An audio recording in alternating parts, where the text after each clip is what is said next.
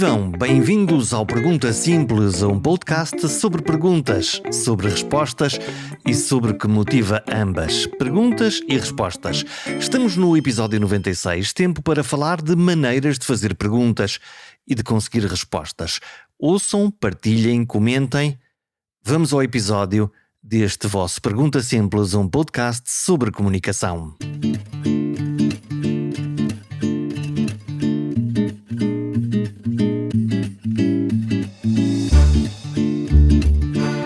O que motiva uma pergunta? Ou o que impulsiona uma resposta? Um sim, um não, talvez? A maioria das perguntas são automáticas e imediatas. Há as perguntas utilitárias, que horas são? Onde fica o café central? Ou se vai chover? E há as perguntas filosóficas, essas as grandes, as pesadas. Quem sou eu? De onde venho? Para onde vou? No meio destes dois grupos de perguntas, há uma miríade de outras perguntas. Das mecânicas, daquelas que servem apenas para fazer a conversa, das perguntas de seguimento para manter a conversa ao lume. E depois há as mais técnicas. Não há líder que se preze que deixe de perguntar 5 vezes porquê. E porquê que pergunta 5 vezes? Porque se calhar leu num livro ou aprendeu num curso instantâneo que assim consegue aprofundar a conversa. Até pode ser verdade, mas a premissa ignora que tem de haver um outro lado, alguém que queira responder por 5 vezes à mesma forma de pergunta sem se aborrecer. Para mim, as perguntas têm de ter brilho nos olhos, vontade de saber porque sim, porque assim ficamos mais ricos, mais humanos, porque perguntar é sempre uma boa desculpa para estar com os outros. As perguntas são varinhas mágicas, não são colheres de pau ou calçadeiras de sapatos apertados. Os perguntadores de que mais gosto são os cientistas e as crianças, claro. É verdade que os cientistas fazem perguntas, mas depois complicam um bocadinho a coisa. Chamam às perguntas hipóteses e às respostas conhecimento. Mas o que eu mais gosto é de quando são contrariados pelos factos, quando erram no que imaginaram ser certo e voltam a formular 1000 outras perguntas, não 5 porquês, mas 1001 perguntas. É por isso que vos trago hoje um cientista desses, habituado a fazer perguntas, a encontrar respostas, a não encontrar respostas e a fazer mais perguntas. Ele habitualmente pergunta coisas sobre o cancro e eu quero as respostas dele. Investigador, cientista, biólogo de formação, há muitos anos atrás, e interessado pelas coisas da oncologia há mais de 20 anos, 20 e tal anos agora. O que é que foi o clique? O que é que te fez dizer não, oncologia é o cancro que é o meu caminho? É uma razão meramente pessoal. A minha mãe teve um linfoma durante muitos anos, um tumor especialmente difícil de tratar, no subtipo de linfoma que ela teve. O linfoma é um tumor no sangue? É, exatamente. Um tumor hematológico e na altura foi o clique. Ou seja, eu interessava-me pelas coisas da ciência, matemáticas e biologias, etc. Mas foi o clique. Eu achei que, de alguma maneira, para perceber melhor aquilo de que temos receio, no caso concreto de doenças, é melhor estudá-las. E, portanto, desde aí, olha, isso facilitou-me a vida, que escolhi sempre os caminhos mais diretos possível. No liceu, fazes a área das ciências e depois o curso que pareceu na altura mais lógico, se calhar se escolhesse hoje, se calhar teria escolhido outro, não sei. E depois o doutoramento, porque sim, e as áreas da oncologia, depois fui andando, basicamente. E esse clique, quando acontece isso à tua mãe, qual é o teu sentimento? De angústia? De angústia e de medo. Pelo desconhecido, eu era bastante novo, mas depois isto foi-me acompanhando até o início do curso, na verdade, e é o receio do desconhecido é algo com o qual eu, pelo menos, eu acho que na verdade quase todos nós lidamos mal. E o conhecer melhor derrota de alguma maneira esse receio, ou diminui esse receio. Esse pelo menos foi o meu entendimento. E então dirigi-me para uma área de forma a, em primeiro lugar, perceber melhor aquelas doenças e depois contribuir de alguma maneira com aquilo que eu fui fazendo para melhorar a qualidade de vida, os tratamentos, diagnósticos, etc., das pessoas que desenvolvem doenças oncológicas. E curar? E curar, isto já é um chavão, mas a expressão curar no cancro, é evidente que hoje em dia, em termos de tratamentos, a investigação avançou de tal ordem que nós conseguimos ter alvos terapêuticos que são extraordinariamente eficazes. Isso é o quê? O que é que são esses alvos? Consegues definir como é que se consegue desarmadilhar? Sim, ou seja, o cancro define-se cancro sensu lato é um conjunto alargado de doenças que pode afetar todos os órgãos. Não há um cancro, há muitos. Há muitos tipos de cancro, mas todos os cancros são caracterizados por ter um conjunto de propriedades. Propriedades que dizem respeito, isto é uma área que tem alguma piada, às características intrínsecas às próprias células do cancro e depois à forma como essas células se relacionam com o hospedeiro, com o nosso corpo e todos os outros elementos que o constituem. Como é que é isso? Ou seja, o sistema imunitário, os vasos sanguíneos, os nutrientes disponíveis, isso é o tipo de relacionamento que uma determinada doença, como é o caso do cancro, desenvolve com o hospedeiro. Ora, voltando atrás para a tua pergunta, se tu conseguires identificar aquele gatilho, aquele trigger molecular que faz com que aquela célula, imaginemos de cancro da mama, depende especialmente de um determinado nutriente naquele momento, e esse nutriente o que faz com que as células sobrevivam, cresçam mais do que as normais. Se tu conseguires encontrar esse trigger, consegues desenvolver estratégias terapêuticas, depois estamos a falar de inúmeros tipos de fármacos que entretanto já existem, para bloquear exatamente esse gatilho, essa dependência. Isso impedir que estas células, como é a panagem do cancro, se multipliquem de forma desordenada e rápida. Exatamente. Mas que elas sejam bloqueadas ou pelo menos o seu desenvolvimento seja mais lento. Exatamente. E em alguns cancros foi possível identificar os tais triggers tão específicos e tão importantes, eu dou já um exemplo disso, que faz com que as células, ao não ter acesso àquela via de sobrevivência, na verdade morram e desapareçam. Portanto, descobrimos um gatilho. Em vários, sim. Aonde? Um dos exemplos mais clássicos da biologia do cancro diz respeito à leucemia mieloide crónica, onde se identificou há muitos anos atrás, no início do século XX, na verdade, e depois meados do século XX, uma translocação, uma troca de pedaços de cromossomas nas pessoas que desenvolvem leucemia mieloide crónica, que faz com que passe a haver a ativação de um chamado oncogene, ou seja, um gene que desenvolve todo um conjunto de vias de ativação, de sinalização nessas células de leucemia mieloide crónica. É como uma fábrica. Sim. Conjunto de processos biológicos, químicos. Mas que dependem apenas de um primeiro sinal. Ou seja, as células com aquele oncogene passam a ser células de leucemia mieloide crónica. Uhum. Se tu conseguires, e isto é que foi desenhado, descobrir de que forma tu inativas ou impedes a ativação daquele oncogene, aquelas células morrem. Isto foi o trigger, há muitos anos atrás, há cerca de 20 e tal, 30 anos atrás, que levou a um aumento radical de desenvolvimento de fármacos dirigidos ou produzidos com o mesmo objetivo por parte da indústria farmacêutica. Descobriu-se, portanto, qual era o sítio para atuar e depois então foi-se à procura de canivetes suíços para conseguir desativar aquela bomba relógio, no fundo. Tal e qual. E para outros cancros foi-se à procura, do ponto de vista de investigação, de gatilhos parecidos, ou seja, dos tais oncogenes que sejam especialmente importantes para o desenvolvimento daquelas células naquele cancro. E porquê é que é tão difícil encontrar esses gatilhos? Porque, na verdade, vamos lá ver, o cancro é um conjunto de doenças das nossas células. Portanto, a maior parte dos processos celulares das células do cancro são os mesmos que se desenvolvem ou que estão presentes nas células normais. Podem ter subtilezas, imagina, estarem, como dizias há bocadinho, a haver mais divisão celular ou haver uma divisão celular, a tal proliferação descontrolada. Mas as células normais, uma parte delas também faz isso, de forma controlada. Encontrar diferenças fundamentais entre tudo aquilo que é exercido por parte das células normais versus as do cancro não é assim tão simples, porque são as nossas células. E, portanto, o processo é um processo natural e que acontece de forma natural, exceto lá está, num pequeno desvio que faz com que isto tudo se desequilibre. Sim, eu até posso explicar de outra maneira, que é uma imagem que eu penso ser feliz. Há muitos anos atrás foi postulado por já uma série de grupos de investigação que o cancro fosse uma espécie de recapitulação do desenvolvimento embrionário. O que é que isto quer dizer? Nós, durante o desenvolvimento embrionário, as células dividem-se e vão ganhando competências, vão-se diferenciando em células dos diferentes tecidos e órgãos. Lá estamos nas totipotenciárias, adoro a expressão, e plenipotenciárias. Exatamente. Portanto, aquelas primeiras 4 células do embrião, subitamente têm essa maravilhosa capacidade de ser tudo, desde o cabelo, o coração, o que for.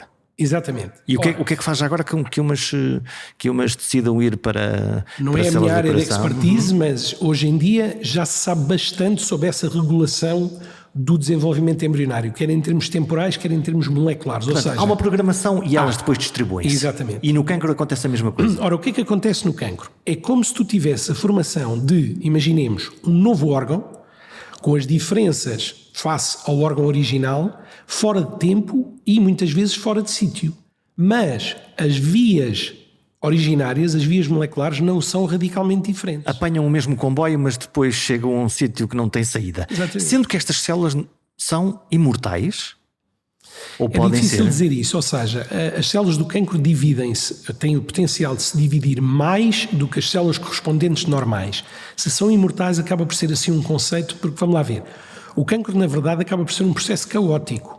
Muitas pessoas se calhar têm ideia do cancro como um processo super organizado e que leva a um ganho de uma série de competências. Recentemente li um artigo clássico de um investigador muito importante, o Théodore Boveri, que era um francês do início do século XX e que, sem ter acesso a praticamente nada de biologia molecular, veio a fazer, veio a gerar uma série de hipóteses que vieram-se a provar 100 anos depois, o que acaba por ser notável. Uau, grande intuição.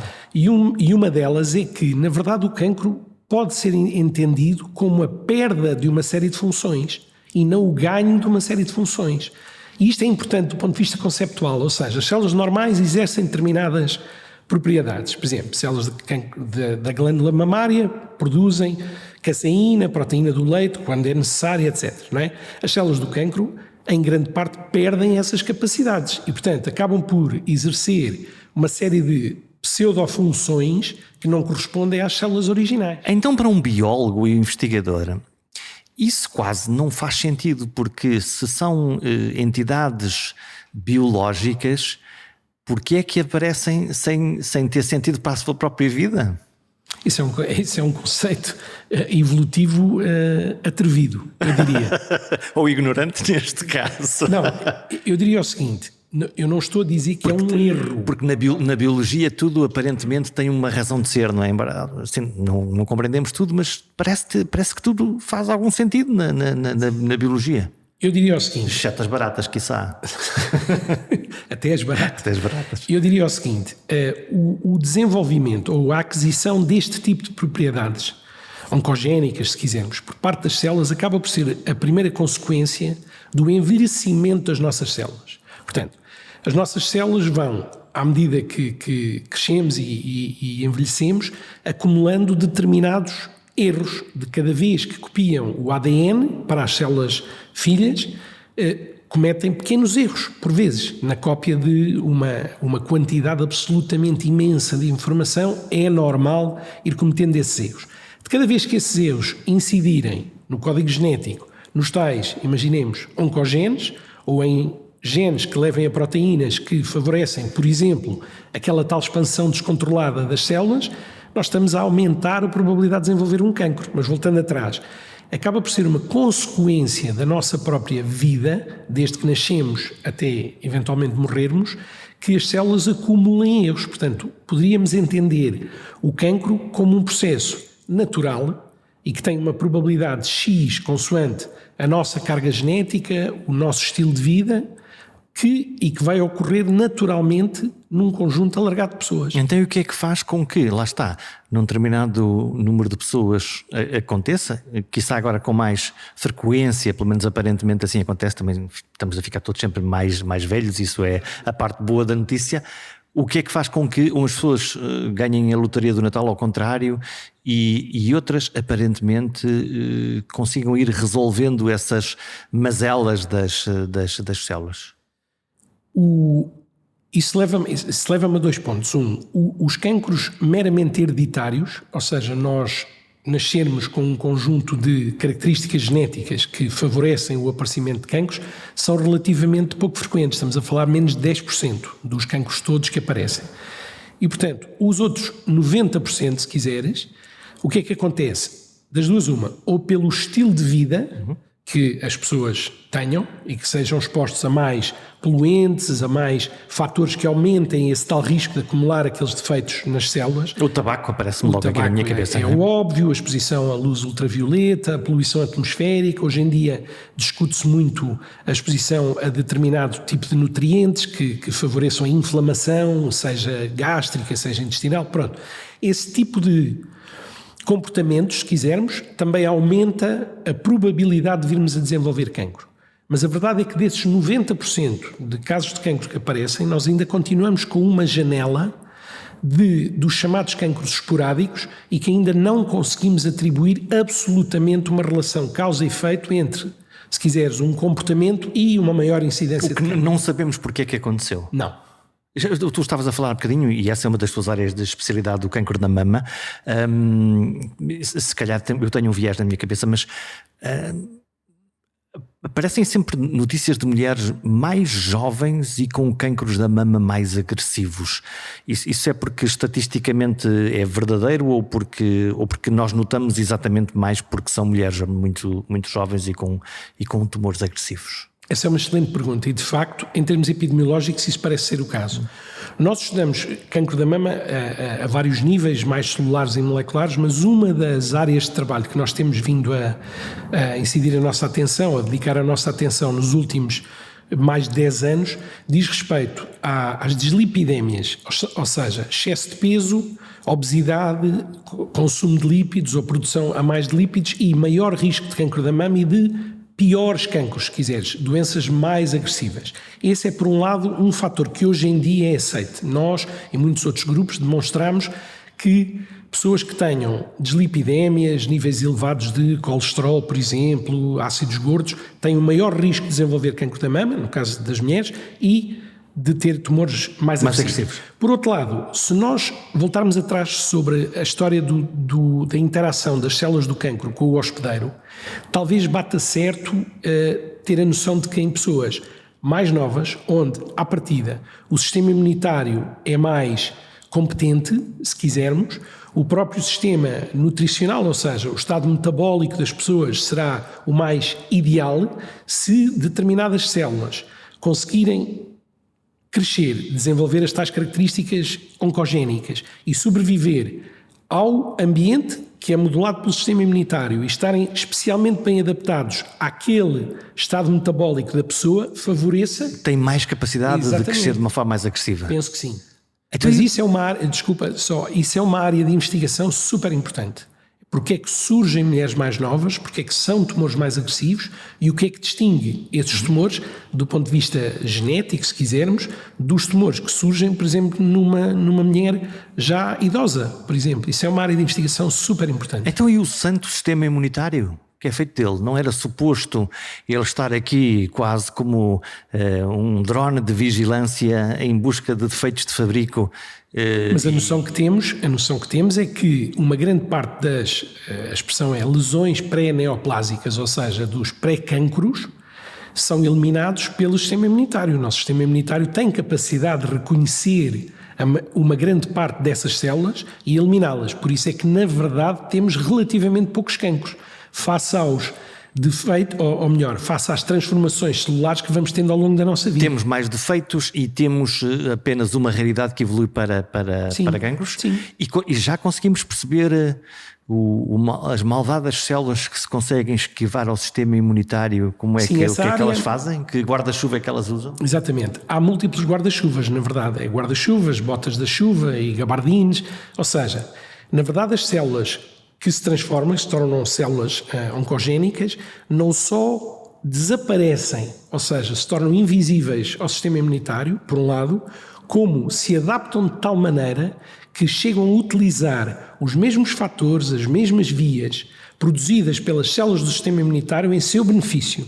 Portanto, ainda é outro lado quase perverso da questão. Isso é uma coisa quase fascinante, se a conversa não fosse uma desgraça, não é? E o terceiro ponto até seria dizer que a grande maioria dos tumores, o cancro da mama, nomeadamente estávamos a falar há bocadinho, exerce um efeito imunossupressor, ou seja, inibe mesmo a função de uma grande parte das células imunitárias. Ou seja, tens aqui pelo menos 3 áreas de investigação muito importantes e que têm, nos últimos anos, na verdade, sofrido avanços significativos. Há muito entusiasmo com a parte da resposta imunitária contra a maior parte dos cancros. Quanto tempo é que demora desde que a tua tribo descubram algo que é robusto até que nós na nossa vida conseguirmos alguma solução para um problema como o cancro? Essa é uma pergunta que tipicamente nós responderíamos 10 a 15 anos, no mínimo. Porque, enfim, desde a descoberta, imaginemos, do tal gatilho molecular até à validação em modelos animais, primeiro, modelos pré-clínicos, depois à produção de fármacos com a qualidade industrial e etc, depois até à comercialização, é mais ou menos o que tem sido. Só que, muito recentemente, por causa da pandemia, nós percebemos que, na verdade, é possível acelerar isso tudo, não é? Porque na pandemia viemos a produzir vacinas derivadas de uma tecnologia que na verdade já existia há uma série de tempo e que diz respeito ao RNA e essas coisas todas. Fomos ao baú ver que havia conhecimento já produzido. E portanto, de repente as vacinas foram autorizadas no espaço de um ano. Portanto, houve maneira de conseguir acelerar um processo. Exatamente. De uma maneira segura. Certo. Eu penso que sim. Não é a minha área de expertise, mas todos nós tomamos vacinas, não me lembro assim de efeitos. E tomamos-las nem ser de Covid, mas desde bebés, exatamente. Aliás, pensar nessa ideia de que nascemos e logo na maternidade, nas primeiras 24 horas, pimba, toma lá uma gota de... no nosso bem mais precioso, todavia, campo de grande florescência e de efervescência, as fake news, as notícias falsas, lá está o velho papão, cuidado, olha que vem aí a catástrofe, olha. Claro. Qual é o teu olhar, a tua perspectiva sobre isso? Eu diria o seguinte, eu acho que o papel dos cientistas como veículos que permitem o acesso à informação fidedigna, cientificamente sólida e bem explicada à população em geral, é um papel que tem sido relativamente negligenciado. E aqui faço meia-culpa também da comunidade científica. Porque os cientistas não querem falar ao povo? Hoje em dia estamos numa geração completamente diferente e numa época completamente diferente. Mas eu diria que durante décadas, se calhar, foi um bocadinho isso. Os bons velhos mestres do saber, os supercientistas, não cuidavam disso porque tinham mais coisas para fazer. Sim, não se preocupavam, digamos assim, com isso. E hoje em dia isso é absolutamente... E estamos, indo de encontrar a tua pergunta, estamos perante uma fase do mundo em que o acesso à informação não tratada, não filtrada, não analisada por pares e por pessoas que sabem o que é que está ali escrito, é facílimo. Hoje em dia, qualquer conjunto de palavras que coloquemos num qualquer motor de busca na internet, dá-nos as respostas que nós pretendemos. Isto é um exercício que nós fazemos com os alunos de medicina. Se eu escrever os lípidos causam cancro, ou em inglês, lipids cause cancer. A resposta é sim. Ou lipids protect from cancer, protegem do cancro. Também a resposta é sim, também mesma. aparece. Temos imensos hits também. Ou seja, precisamos do papel de técnicos, no caso concreto, penso eu, de cientistas e de pessoas profissionais de saúde, que consigam filtrar a informação e dizer às pessoas qual a informação que deve ser credível e a que não deve ser. E o problema aqui é que muitas vezes, se eu te perguntar, eles causam ou não causam, portanto a pergunta mais abrangente, tu muitas vezes podes dizer, não sei. Claro, não. O admitir que não sabemos e que estamos enganados é uma característica de ser cientista. Nós pomos uma determinada hipótese. Vamos recuar outra vez numa hipótese muito simples. Eu ponho a hipótese que é o seguinte: o colesterol LDL, aquele mau que causa aterosclerose e infartos de miocárdio, etc., é um fator de risco para o cancro da mama. Isto é a minha hipótese. Eu vou explorar a minha hipótese. A hipótese pode estar errada. Eu posso chegar ao final de fazer um conjunto de experiências, analisar um conjunto de dados e ter que reformular a hipótese. Isto é uma coisa que eu creio as pessoas têm que entender que faz parte do processo científico. Nós, quando produzimos, imaginemos, uma vacina que nos ensaios pré-clínicos, em modelos animais, modelos celulares in vitro, deu um determinado conjunto de respostas, a nossa expectativa é que nas pessoas todas dê mais ou menos as mesmas respostas. E quando falha, qual é a tua frustração? Como é que lidas com a tua frustração? Quando falha, o que é que pensamos? Que temos que perceber melhor, primeiro, porque é que falhou e o que é que em todos os outros passos anteriores nós não observamos ou não demos atenção para explicar o tal falhanço. Aprender com o erro. Sim, sem dúvida nenhuma, mas é um processo de atenção que pessoalmente acho, e penso falar pelos cientistas, sensu lato, isso é não só fascinante, mas é desafiante. Esse é que é o desafio. Se fosse muito fácil, nós não estávamos aqui a pensar como é que as células funcionam. Íamos fazer outra coisa qualquer. Portanto, o saber como é que funciona um determinado processo molecular e levar à produção que seja de uma vacina com o objetivo de, por exemplo, neutralizar um vírus, e pensemos nas vacinas do HPV no cancro. Sim, no cancro do colo do útero, por exemplo. Do colo do útero, cujo objetivo hoje em dia da OMS é erradicar o cancro do colo do útero do planeta. Porquê? Porque aí sabemos, no caso do cancro do colo do útero, nós sabemos que o desencadeante, lá está, o tal gatilho, é um vírus. Exatamente. Como no estômago, o Helicobacter pylori também. Portanto, aí existe um elemento externo que não sobe o processo bioquímico interno, mas que consegue, que ativa essas células. E, portanto, podemos a seguir pensar em como é que podemos diagnosticar por um lado e tratar por outro e passar para um objetivo de políticas de saúde pública que é erradicar e terminar com uma doença. Exatamente. Agora, vamos só recuar há bocadinho na nossa conversa. A mesma tecnologia que foi utilizada para, num espaço de tempo tão curto, produzir as vacinas para a Covid-19, já tinha sido testada, amplamente testada, por exemplo, nas vacinas para o colo do útero, as vacinas contra o HPV. Que demoraram anos a investigar também. Claro, que demoraram anos a investigar e que vastíssimos, neste momento, milhões de raparigas, essencialmente raparigas, já receberam as vacinas, impedindo exatamente, pretendendo impedir que venham a desenvolver um cancro que é super difícil de tratar. Portanto, vamos lá ver, se nós conseguirmos ter a vontade, seja primeiro de políticas que financiem a ciência, depois de entidades que venham a aprovar os medicamentos novos mais depressa, é possível chegar a tratamentos do cancro mais depressa, isso sem dúvida nenhuma. Como é que tu fazes perguntas? Isso por acaso é muito engraçado. No outro dia, na reunião de grupo, eu estava exatamente a dizer a uma nova estudante que se calhar o mais difícil do processo de ser cientista é saber fazer perguntas.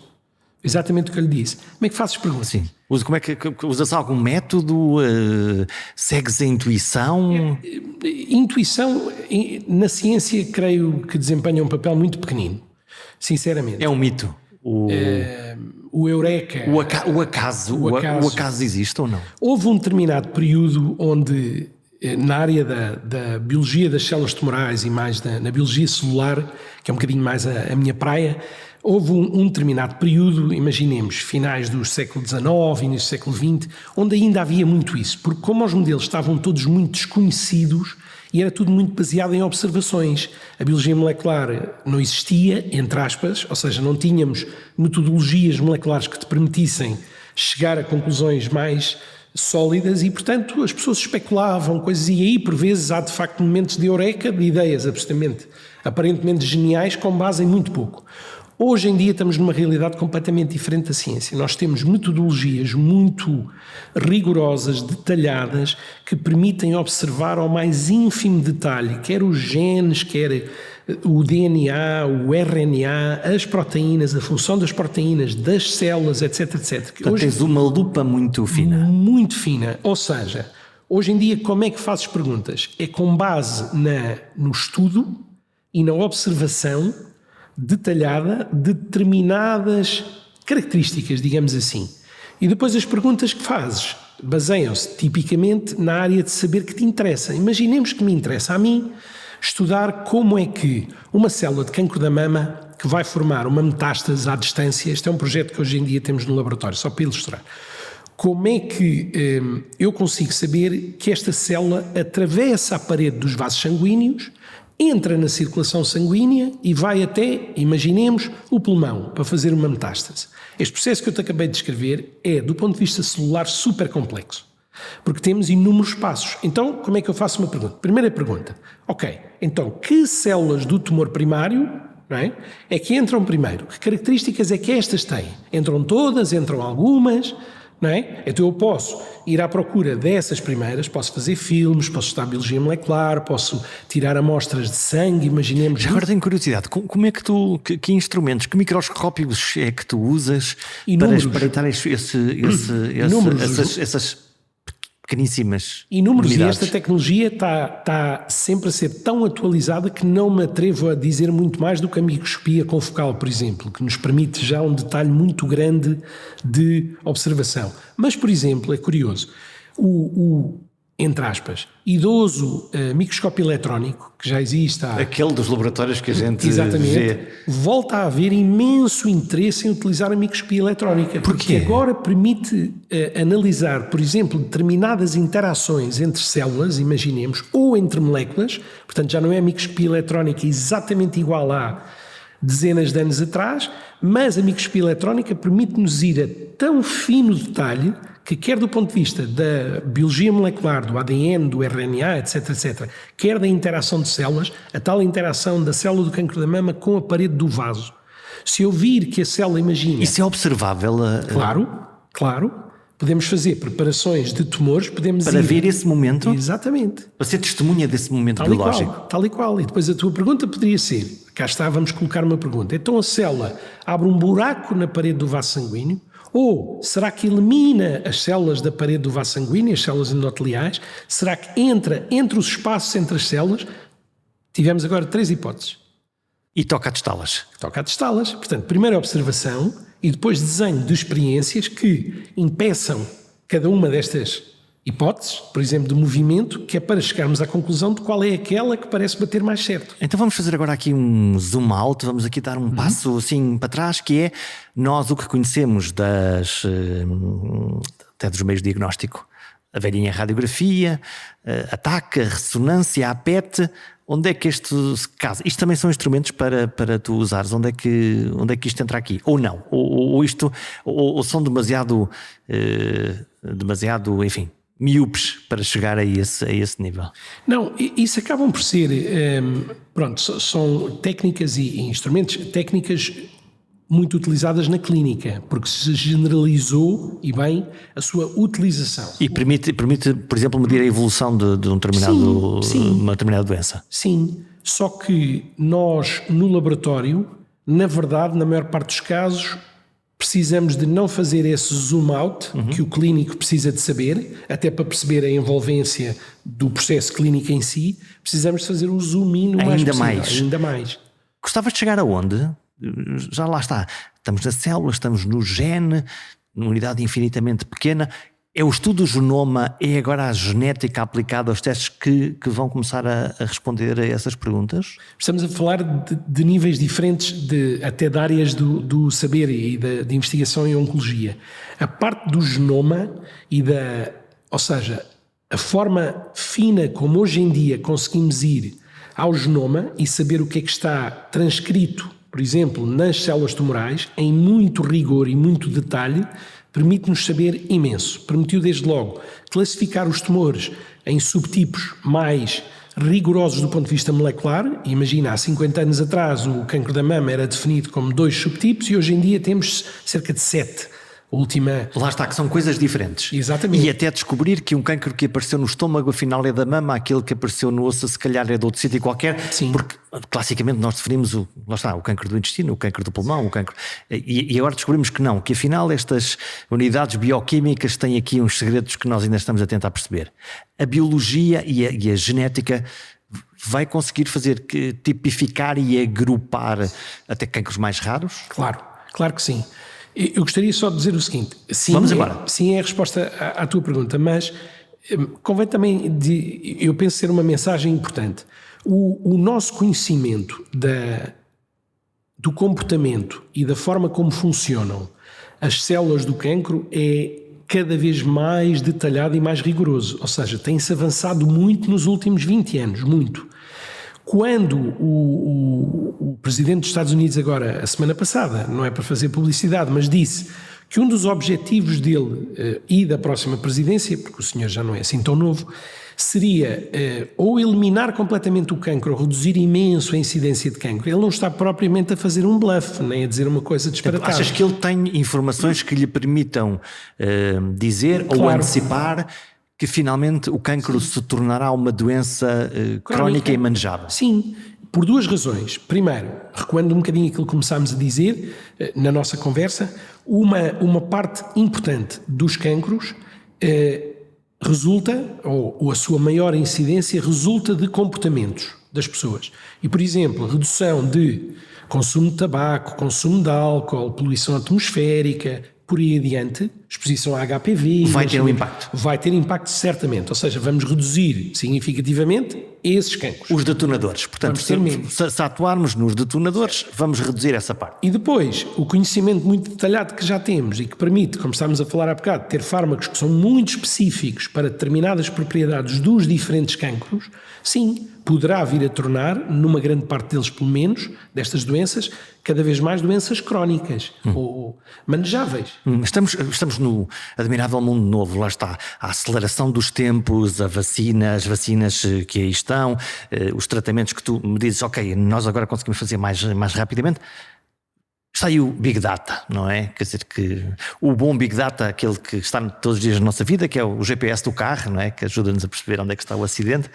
E esses dados, essa magistral coleção de dados pode contribuir para encontrar aí esses caminhos e fazermos melhor? Sim, sem dúvida, mas... Ou é uma promessa arrojada e ainda estamos longe disso? Eu creio, não, de todo. Eu creio que até a comunidade científica é o exemplo ilustrador, se quisermos, de como a partilha de dados, seja a nível major ou macro, seja a nível micro, favorece o avanço do conhecimento e o chegar a determinados o que tu descobres, partilhas. Exatamente, mas isso já se faz há muitas décadas. Cada vez mais. Quando começou o esforço, por exemplo, da sequenciação do genoma humano, evidentemente, nos Estados Unidos, em colaboração com outros países, esses dados sabia-se sempre que mais tarde ou mais cedo seriam de domínio público da comunidade científica primeiro. Até porque nós não os percebemos. Exatamente. Na realidade. E, portanto, a comunidade científica, quer a esse nível, quer a nível de modelos, partilha dos artigos, nós somos todos avaliados pelos pares. Ou seja, eu faço uma descoberta aqui em Portugal, no meu laboratório, mas vou querer que isto seja avaliado pelos pares internacionais e vou querer publicar na melhor revista possível para ter o impacto major possível aquela descoberta. Lá está, porque depois aparecem os créditos, não é? Olha, ele descobriu aqui e teve não sei quantas citações. Claro. Portanto, é esse o modelo de descoberta. Então, e os dados? Essa Big Data, esses dados todos que nós, quando vamos ali a um hospital, vamos a uma clínica, quando é que começamos a ver essa inteligência artificial a produzir-nos coisas... Saltos exponenciais, quânticos? Não é propriamente o meu domínio, mas eu tenho seguido isso. Mas sonhas? Claro. Isso é uma coisa que te anima? Eu penso como que cidadão? Sim. Ou seja, eu penso que o acesso por parte da população, do cidadão, aos, pelo menos, seus dados, imaginemos, clínicos, do ponto de vista até mais live possível, em tempo real, eu acho que é uma inevitabilidade, é uma questão de tempo. Atenção, mais uma vez... A pandemia da Covid-19 veio também a criar esse tipo de apps e de acesso a esse tipo de dado, que se calhar não foi comunicado nem desenvolvidos da mesma maneira, foi tudo se calhar um bocadinho à pressa, mas imaginemos no caso do cancro.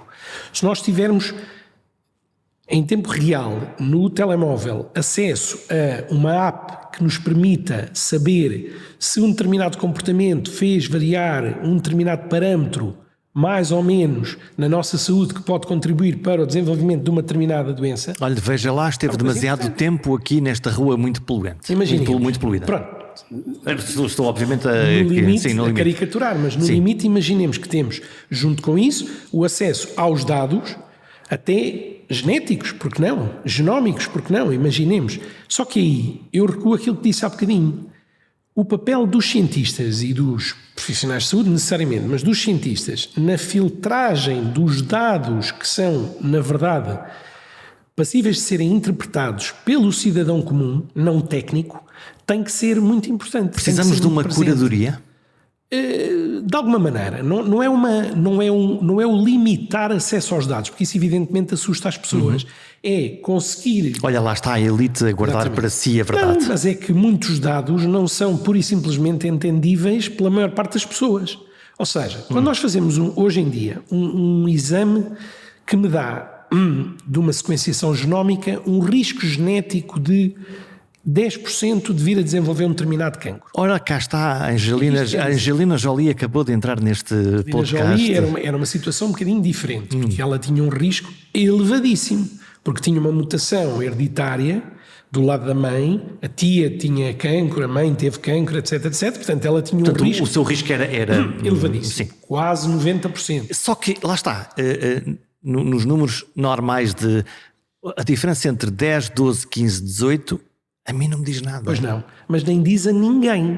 E isso é que convém explicar, convém saber explicar. Porque já agora, lembro-me sempre no meu filho, fizemos a meiocentese e aquilo dizia, bom, a probabilidade da criança ter trissomia 21 é 1 sobre 1100 e isto não diz nada.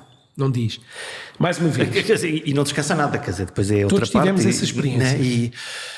Todos tivemos esse tipo de experiências.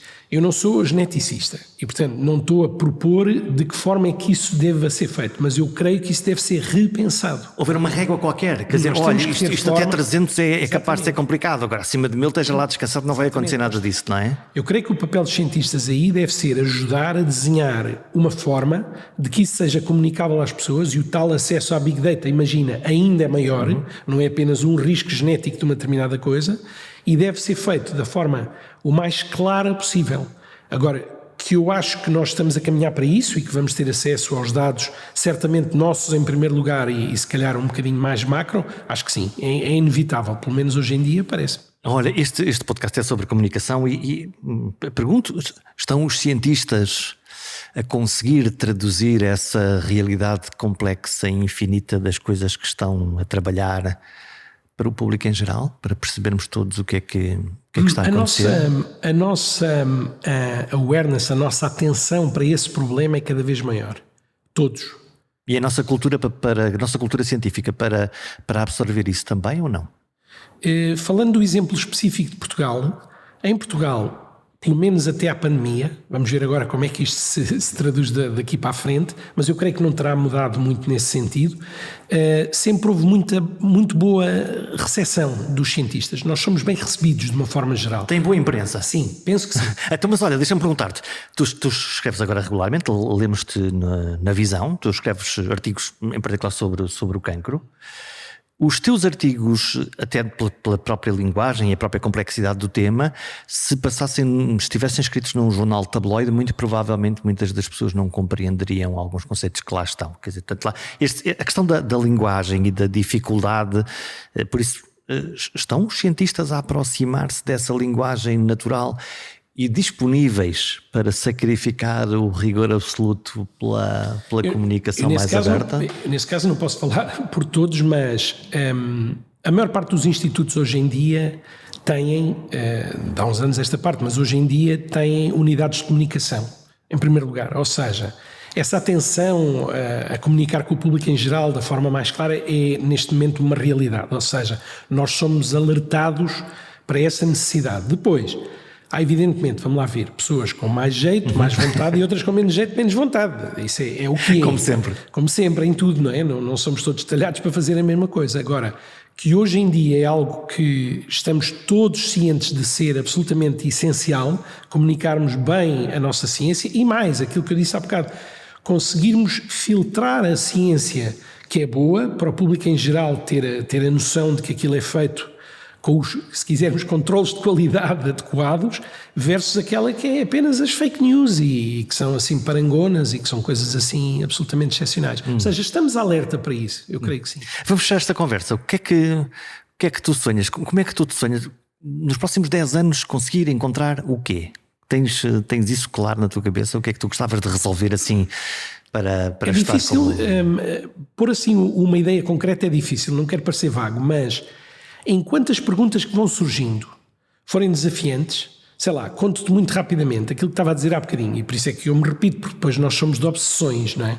De que forma é que as células de cancro da mama interagem com as paredes dos vasos por onde vão sair para fazer metástases? Isto é uma coisa que nos fascina e neste momento não te sei dizer como. Ou seja, temos algumas pistas, temos algumas ideias, temos algumas hipóteses. Isso vai nos entreter, se calhar durante mais X anos. Surgirão certamente outras perguntas. Um objetivo macro, vamos lá ver. O grande problema do cancro, o cancro da mama concretamente, da nossa atenção, são as metástases. A formação de tumores secundários. As metástases, do ponto de vista clínico, do ponto de vista biológico, são problemas clínicos e são problemas complexos, biologicamente falando. Eu gostaria que a nossa investigação, já contribuímos a alguma coisa, contribuísse para melhorar a nossa compreensão desse processo. Se nós dessemos armas aos clínicos para conseguir, por exemplo, a doente apresenta-se no dia 1 e é diagnosticada com o tumor X e tem uma probabilidade Y de vir a desenvolver metástases, imagina que conseguimos atribuir de facto números quantitativos e dizer esta pessoa deve ser vigiada, deve ser tratada com o fármaco 1, 2 ou 3, isto seria extraordinário. As perguntas. Sobram sempre muitas perguntas e a cada nova resposta, outras tantas perguntas surgem. A ciência faz de dúvidas e de pequenos passos, como os diálogos, como as conversas do dia-a-dia. E agora também eu quero saber como é que as células de um cancro invadem a nossa tubagem sanguínea, indo instalar-se num sítio mais longínquo. Enquanto não chega essa resposta, pergunto eu, já subscreveram o podcast? Já avisaram os vossos amigos? Já deixaram um comentário em perguntasemples.com? Espero que sim. Até para a semana.